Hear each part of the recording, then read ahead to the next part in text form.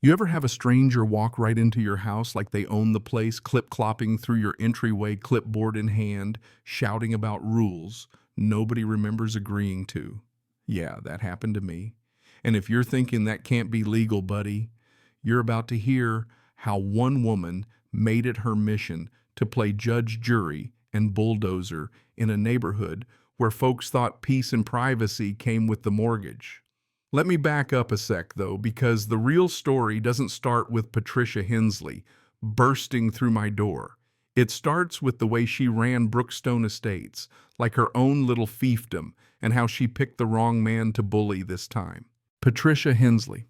If you lived in this subdivision, you already know that name sends shivers down most folks' spines, especially if you looked a little different from the families on the HOA board's Christmas cards. She'd been the queen bee for years, ruling with her polished shoes clipboard and that smile she saved for public events, the one that said, "I'm about to fine you for your petunias." You get the picture. If your mailbox was painted the wrong shade, if your roses were too bright, if your fence poked up a half-inch over regulation, Patricia would show up with a citation. And if you questioned it, her inspection team read two of her friends with matching windbreakers would make sure you remembered your place. Some fought back, but most gave up selling their homes for a song packing up in the dead of night just to avoid the next HOA letter stuck to their windshield. And every time Patricia smiled like she'd done something noble, like evicting families and torching their sense of belonging was a community service, nobody called her out, not really. That is until the day I moved in. I'll never forget her face the first time she spotted me unloading boxes at the old Thompson place. A black man, middle-aged, steady hands, dressed neat, not looking for trouble, just wanting to breathe easy. The house had been empty for months, and I guess Patricia figured she could break me in before I got too comfortable. I saw her watching me from her porch, arms folded, lips pursed, clipboard at the ready. There's always one, right? Someone who thinks the rules don't apply to them, or worse, that the rules are whatever they say they are. So she comes stomping down the block the very next morning, heels clacking like a metronome for trouble. Knocked on my door, pasted on her public smile, "Welcome to Brookstone Estates. I'm Patricia Hensley, HOA president. We'll be doing your inspection soon." Not a hello, not a "how's the move," just straight to the "we own you" speech. I played it cool, told her I hadn't heard about any inspection. She gave me that chin-up glare, the "all homes must comply with community standards" bit. I nodded, said thanks, closed the door behind her. Didn't argue, didn't flinch. That's the thing about people like Patricia. They hate calm. They want fear. They want you to stumble so they can push harder. Well, if looks could kill, her glare would have had me in the ground before I even finished unpacking. But I had other plans. The next day, Patricia was at it again like she couldn't help herself. She'd seen me outside the night before trimming some branches, carrying in a box marked "office files." Maybe she thought I was challenging her authority, or maybe it just bugged her that I wasn't bowing down to her clipboard. Whatever the reason, by lunchtime, she was marching up my walkway again, shoes louder than the doorbell. I opened up, gave her the same steady look. "Mrs. Hensley," I said, "can I help you?" She didn't waste a second. "This is an official HOA inspection. I'm here to check for violations." I just raised an eyebrow. "Inspection? I didn't request one." And she hit me with that line people like her love. "You don't request. I enforce." I took a slow breath, braced my hand on the doorframe, and told her plain and simple, "You're not coming in. That's not how this works." Silence. I mean dead silent, the kind where you can hear neighbors holding their breath behind curtains. Patricia's jaw locked. Nobody said no to her, not here, not ever. She barked back, "I have every right, HOA president." But I stood my ground, "Not without my permission, and you're not getting it." That did it. Patricia shoved the door open wider and stormed right past me like a bad sitcom character, only a lot less funny when it's your own living room. And let me ask you, what would you do if some neighbor forced their way into your home waving a title around like it was a magic badge? Seriously, drop your city in the comments if that's ever happened to you. I want to know how far these HOA types get in other places. And hey, if you think nobody should have the right to just bust in, go ahead and smash that like button. Let's see how many folks agree. So there I was standing back watching Patricia parade through my house, snapping photos, mumbling about standards and violations, every click of her phone ringing out like a challenge.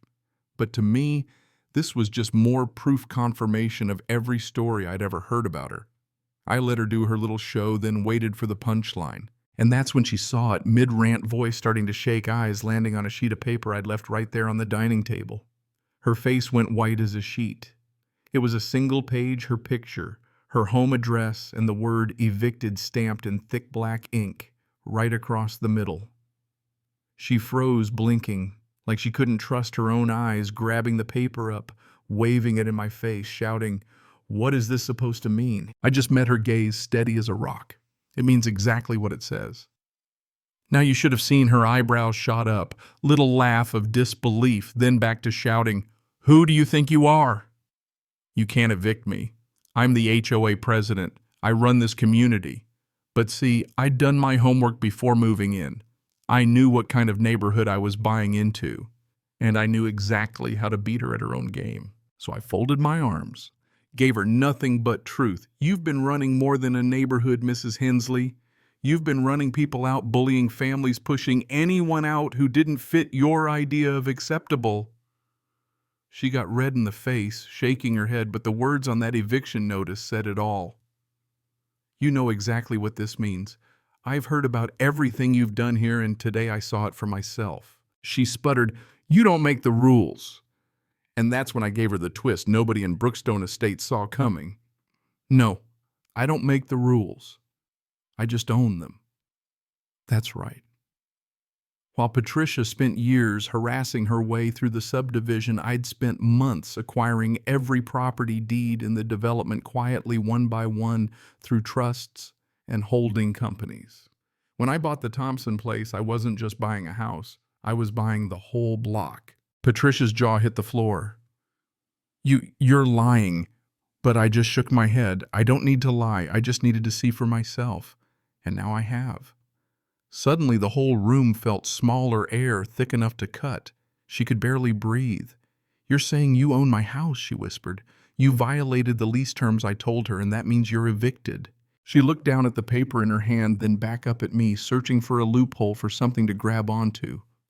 But there was nothing left. "You can't do this to me. This is my neighborhood." She tried one last time, her voice thin and breaking.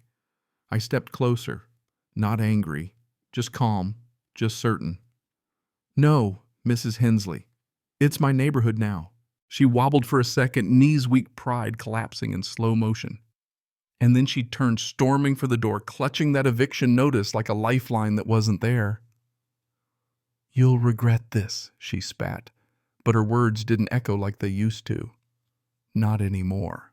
I watched her step outside into the daylight, face drained of power for the first time since anyone could remember. She stared back, trying to find something, anger, dignity, a way back in, but the neighborhood was already breathing a sigh of relief. The spell had broken. Patricia Hensley, the woman who'd ruled by fear and fine print, finally stood outside her own kingdom, evicted and alone. And just like that, every family who'd lived under her thumb felt the weight lift like opening a window after years of stale air. Freedom's a funny thing. You forget how good it feels until someone tries to take it away. Now, let me ask you, do you think folks who abuse their authority ever really get what's coming to them? Or do they always land on their feet, ready to ruin someone else's peace somewhere new? Drop your thoughts below. Tell me your own HOA horror stories. And if you believe justice is something worth fighting for, hit that subscribe button. Let's keep the conversation going. Because sometimes the only way to win is to play their game better than they ever did.